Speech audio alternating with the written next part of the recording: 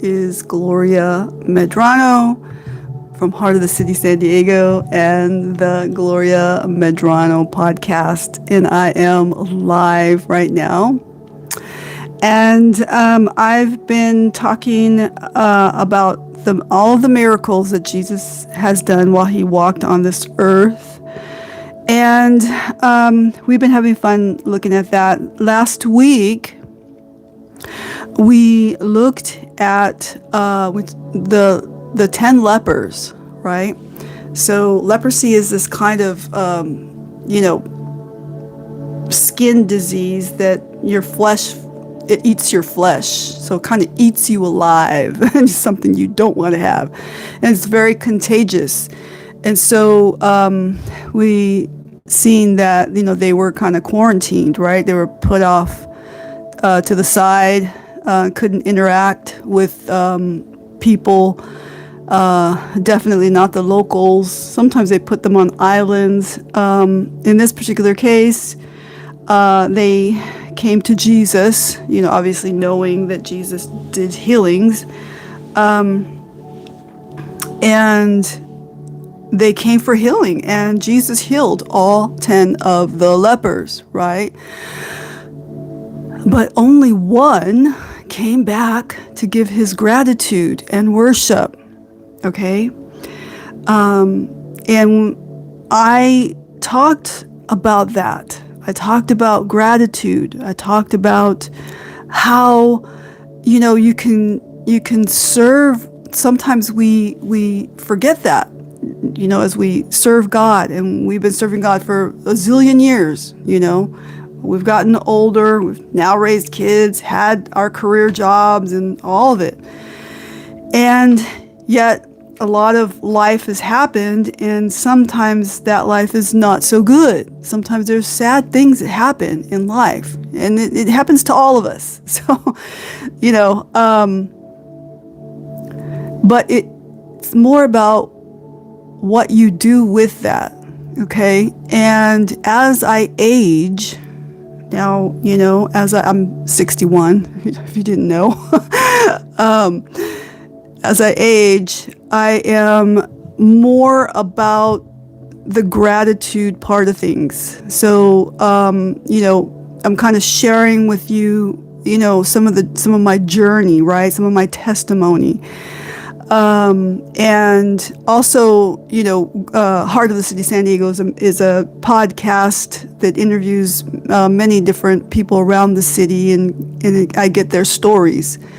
Their stories of resiliency, their bounce backs or whatever it may be in the podcast. But also, it's a ministry, and so I share a lot about, the journey in the relationship with Jesus Christ, right? So Heart of the City San Diego is non-denomination, which it means, we don't, I'm not like Catholic, I'm not like, Protestant or any of those labels, right? But I believe that Jesus died and rose again, okay? I'm also a chaplain, so I deal with lots of interfaith situations as well. So that is something that has to be navigated through, right? Because I am a strong believer in Jesus Christ. And so, but also I care for people. So in the chaplaincy and things I do with that, it all boils around how well I care for the needs of the people that I'm working with in the moment, right? Depending on if I'm working with a company or contracting, and things like that. But as far as Heart of the City San Diego, we're true Jesus believers, right? So, in this story that I'm talking about today, and I see you guys all there, and thank you for tuning in. I'm really I get excited about coming on to Heart of the City and speaking to the audience here. And so,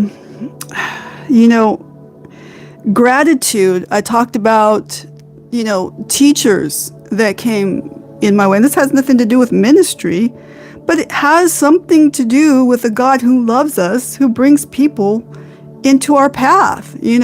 I look back sometimes and I think, man, that person was a good person, or that person was a believer in Jesus. I didn't even know it. When I was a little girl, age 5 years old, I was hospitalized I got burned, 3rd-degree burns, throughout probably like 60% of my body, and that led to skin grafting. So they had to do skin grafting, which kept me in the hospital for over half a year, right? Which now today, I went to see a dermatologist some years back in England, one of the top dermatologists in London, and he looked at my skin grafts and said, "Who did this work?" Right? And I said, that work was done like way back in the 70s, like early 70s when I was 5. And he said they did an excellent job. So because you can't tell, I grew, they grew, they stretched, and the scars, you can't see the scars. So in a lot of us, in our life, us humans, there's a lot of us that are walking scars, right? And some are, okay, for instance, later on in life, in my young adult years, I went to go see a reconstructive surgeon, and he tried to reconstruct the scars. A scar, just a one particular scar that is a bit tight on my arm. And he opened the wound. He opened the already healed wound. This is a story that I need you to hear, okay? Because some of you are like this. You're walking around, and some of you, your emotional scars have clamped together. They're healed. They could be healed. They don't need to be reopened. In my case, my scar on my arm, he opened it up to loosen it, and maybe he didn't, I don't think he knew what he was doing, to be honest. So he wasn't that much of a surgeon that he knew exactly what he was doing, but he opened it to loosen it. But you can't open what we found. You can't open up a scar on top of the scar to have it to, heal back together. It doesn't heal well. It doesn't stick together. And so I was at the point where now I could take off the bandage, take it off, and they thought it was mended enough to take off the bandage. It needed some airing to go on there to go through, but it wasn't healed all the way through. It took a long time. And so what happened was I was, messing around, playing around. I forget what I was doing. I think I was like playing ping pong or something. And the wound just tore right open. Just tore right open. Okay. And there I was, in the middle of nowhere with this wound that just tore open. Okay. Just suddenly out of nowhere. And sometimes we are like that. Our emotions, we're minding our own business, going about life. And suddenly this old wound just tears right open. And we're like emotional about it, right? We're like, whoa, what just happened? Right? Where did that come from? How did that happen? Well, in my case, I knew why that happened, right? So the wound just tore open, and there I was, and the person that I was with said, call your parents. I'm like, my parents haven't taken care of me since I was 14. Like, why am I going to call there was no one to call. I had stopped calling for my parents at age 14, right? So, I said, you're going to have to get yourself together. You're going to have to drive me to the hospital, right? Well, they couldn't drive me to the hospital because they were freaking out too much. And so I had to one-handedly, with my wound gaping open, drive myself to the hospital. Sometimes we're like that in life, right? Sometimes we're like, what, who do I call on? And we don't know who to call on, right? We're like, there's no one. So, I always knew, make it to the hospital, make it to the hospital, and they will know what to do, hopefully. So they did. And so in this case, instead of making the scar better, like I had intended it to be, they had to use some big, thread, what the searchers, whatever they're called, they had to use the heavy duty one because it was a gaping wound, big, massive, about that big. It tore open. And they had to, it was a rough heal. It wasn't a clean, nice put together thing. It was a rough, just a heal that, searcher that thing up to keep it together. I don't know if you go through life, you've probably been through life and you're like, just do something to keep this thing together, the replacement of like alcohol or drugs or whatever, just put it together, do something, and it's not a clean heal. Okay. So what ended up that I wanted it to be, loosened up so it's not so tight around my arm, because you got to remember, I was only 5, and now I'm grown, and the scar got tight. What ended up happening is I had to go to the hospital and the emergency services. They just took out some big old, whatever you call it, stitching up stuff, the thick one, the big, strong, thick one, and then they made big holes, right? That led to like more scarring around the scar. And they had to go, they were shaking their heads because they're like, who did this? Because then found out that scar, it's not going to heal together with the other scar tissue. You have to take out the scar and go to the outside part of where it's not scarred, and so that's where they had to stitch to. They had to go to the outside where there's new skin, and then so they made more scarring on my new skin. What they had to do though, right, to put me back together. And so, I told the story to the dermatologist in London, and he's like, wow, that's not good. Very, very few words, but he was very impressed with the original work that was done, because you can't tell on me, except for that one scar on my arm, right? So, sometimes in life, we have situations that come our way where we want to, we're trying to do it with our own willpower. We want to make something happen, and because it's not, and we're searching for the wrong people. And so we want it so badly that we will have, somebody who, will take any amount of money you got and, try to do it. So, or like you'll go throughout life and you're like, okay, I can't wait. Like some of the people in the Bible, right? I can't wait to have a baby. I'm just going to have, this guy tried to do it himself in the Bible, and he, his wife, Sarah, she's like, here, just get some girl and get her pregnant, basically. And And they did, and it made for a whole chaos in the family, right?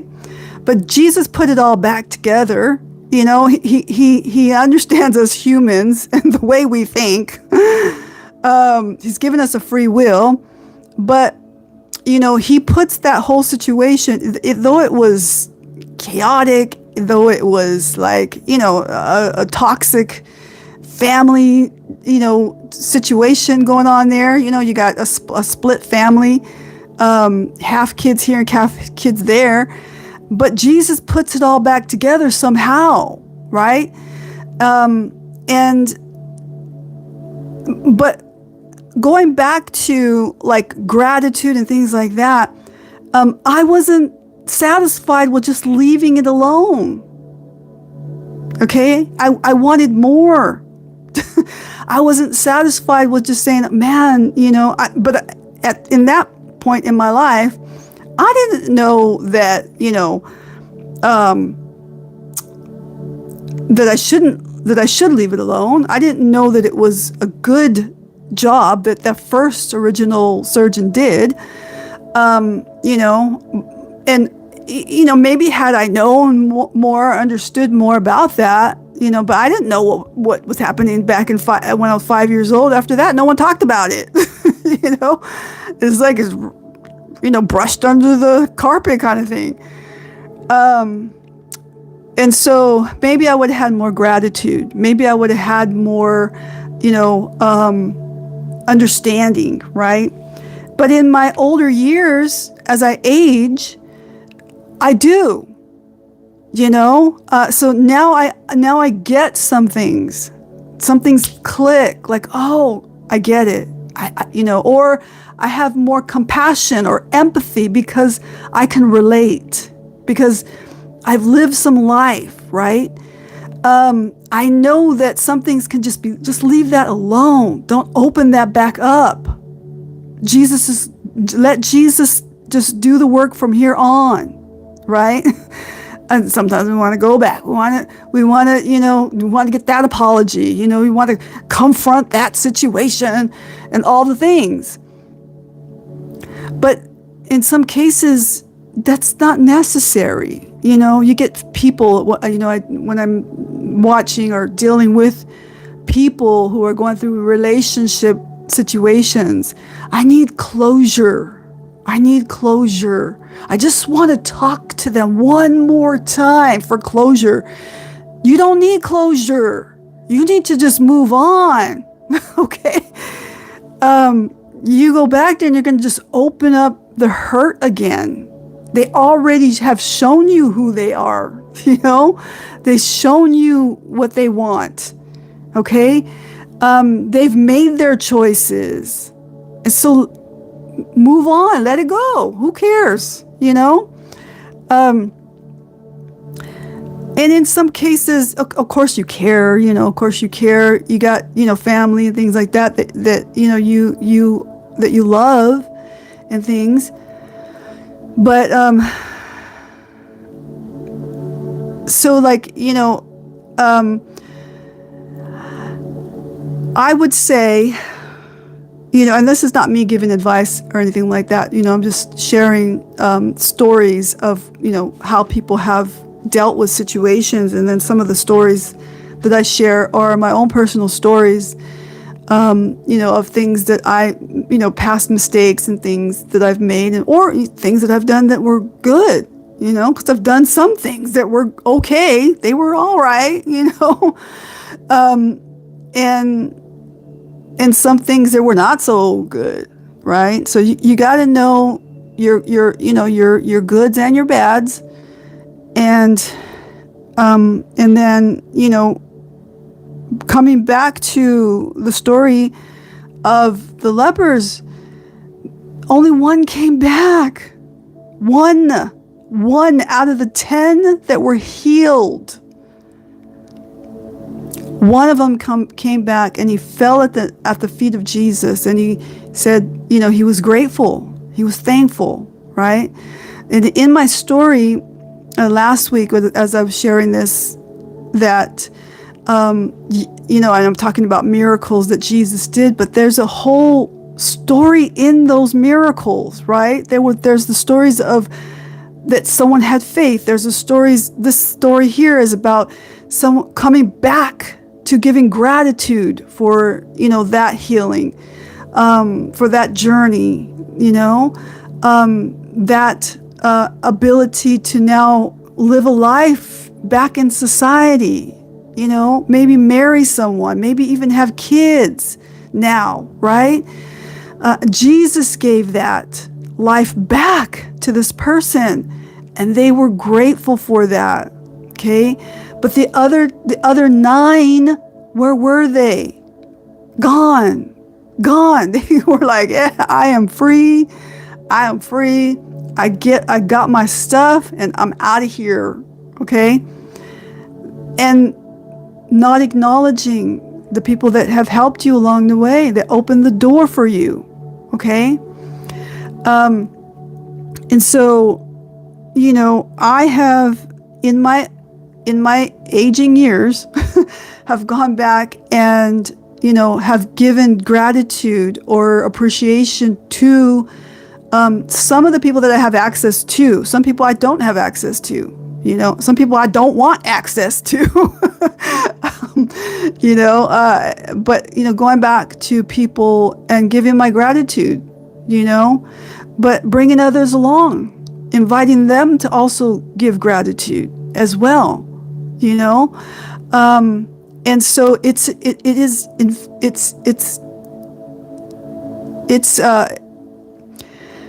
when you do that, when you have that outlook on life, it's contagious in a good way and not in a bad way, right? And so I don't know about you, but I am so imperfect, and I have imperfect days, a lot of the times. But in my aging years, I want to leave a deposit of something good, something that were, I gave gratitude, or I gave encouragement, or even just a little teeny tiny word of wisdom. Because there's a lot of smart people out there. They know what they're doing, but they haven't lived like I have lived. And I've lived a long time now and have been ministering for a very long time. And I've seen many different situations. Okay, I may not have some of the education that some of these people have, their doctorate degree in theology and all these things, or have the videoing, editing stuff down like some of these people do with the AI stuff and all that. No, mine is just analog, straight up, live. What you see is what you get. There's no edits on here. Just me. And so, I it's just real, and my story is about, grief, grit, and grace. Grief, grit, and grace. So, that's the true story. That's not the fake, watered down story. Okay. That's the true story about the scars, that sometimes they don't heal. Scar on scar does not heal. It will tear back open, and then you have to go in, and the surgeon had to go in and surge up where there's the new skin, okay, not the scar tissue. So, there's a story in that, okay? For some of you preachers, there's a preaching lesson in that. I want to talk a little bit about Lazarus, okay? Bringing Lazarus back to life in John 11, verse 1. In John 11, verse 1 and 44, Jesus miraculously brings a dead man back to life. I don't know about you, but I was a dead man walking, okay? I should have been dead many times, okay? I lived a life that was really, really dangerous, okay? Not me. Now, personally, I was a good kid, But in my environment, in my home, I was surrounded every day by really dangerous people, okay? Now I'm glad and grateful that these really dangerous people, were also, respectful towards my father, and they were protective towards me. For instance, there's one situation where I was with a boyfriend, and I was very young at the time, and I was out in San Diego, and stuff, and I was with this boyfriend who was just a jerk. He was just not particularly bad. He wasn't a bad kid. He just was so like stuck up and wanted to, be rich in his life, and he didn't grow up rich. Okay, but he was like, I don't want to go to that restaurant. I want to go to this restaurant. This is for like, he was too good for things and that he had no business being too good for. so we were at this restaurant, and it was which is this grandma diner. They had good food, really good food, and it was in our budget. And so he can hear that somebody in the other booth was sitting there, okay? And they can hear him talking, talking nonsense about, this diner, and, that he wants to live in Mission Hills, and something. I don't know. He's just going on, just being dumb, a jerk, and then he was downing me about my outlook on life, because I'm very like I'm very kind of I don't know what to say. I'm very kind of I don't care if you're rich or poor, I just care that you're human, and if you're nice, and so I was like, I don't care about that stuff. I don't care either way. I'm going to do good. I'm going to, make money. I know that. I already know that. And I wasn't making any money at that time, but I just knew. I knew where I was going, and, somebody in the booth was there that I didn't realize that he was there. I forget how the story goes a bit, but, he said, "Hey, stop talking to that girl like that," and I was like, "Uncle Bill, is that you?" And he's like, "Is that you, Joe's daughter?" I go, "Yeah." And so we gave each other a big old hug, and he's like, and then so he went up. Remember, I'm telling you, these people are dangerous, right? Biker guy. He went up to this guy's face, the boyfriend at the time, the dumb jerk, and he went into his face, and he like grabbed his shirt, and he said it softly enough, but strongly enough to scare the life out of him. And he said, I'm just going to tell you this right now. She's protected. And so, don't mess with her. And so after that, he left the restaurant. Uncle Bill left the restaurant. And then that boyfriend didn't want to be my boyfriend anymore. Which I was kind of glad. I wasn't even hurt about it. I was kind of glad. I was like, if Uncle Bill don't like him, then he must be seeing something that is not right with this kid, right? So, Uncle Bill wasn't really my uncle. He was just my dad's friend, basically. So,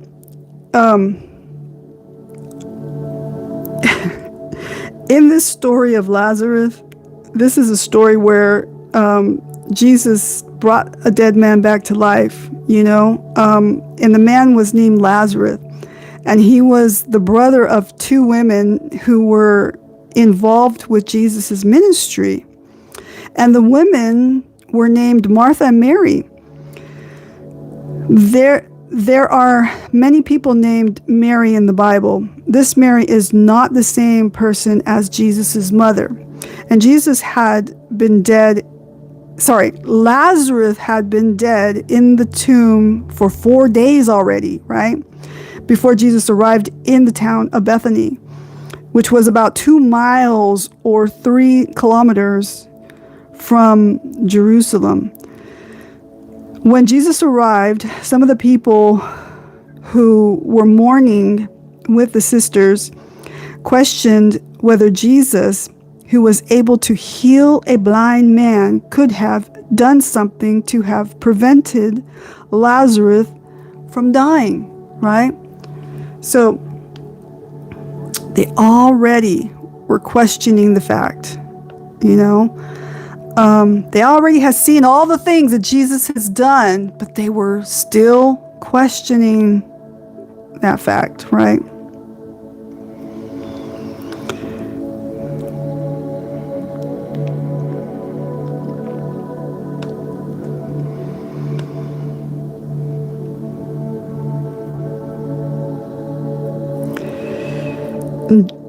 In verse 40, so I kind of jumped down to verse 40, and it's in verse 40 it says, "And Jesus said to her, 'Didn't I tell you that if you believe, you would see God's glory?'"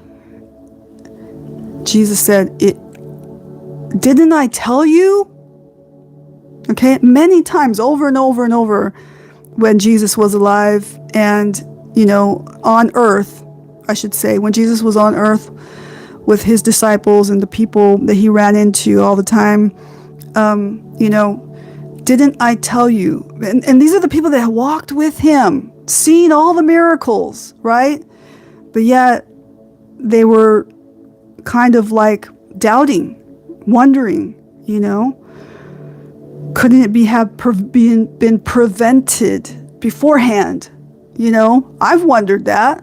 I don't know if you've wondered that, but I have wondered a lot of things.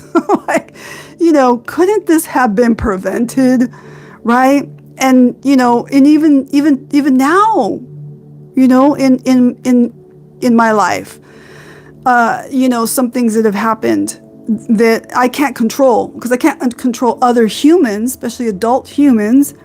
They have their own life. And, I wonder, why did they have to go through that? Couldn't it have been prevented? Right? So I always have that in my mind. Couldn't it have been prevented? How could we prevent this from happening again? But some things, it just happens. It just is going to happen. And things are revealed to us through that happening, and sometimes it's not so good. In this case, this man was dead for 4 days, and I'm sure he was smelly and everything. I don't know, Let's see what happens here. So they took away the stone from the place where the dead man was lying, and Jesus lifted up his eyes and said, "Father, I thank you that you listened to me. I know that you always listen to me, but because of the multitude standing around, I said this, that they may believe that you sent me." When he had said this, he cried with a loud voice, "Lazarus, come out!" And he who was dead came out, bound hand and foot with wrappings, and his face was wrapped around with a cloth. And Jesus said to them, "Free him, let him go." Free him, let him go. There's a lot in that statement, okay? There's so much that is coming to my mind in that statement. Man, there's so many things, so much ugliness I've seen in the world in my lifetime, okay? It's ugliness. But yet, free him and let him go.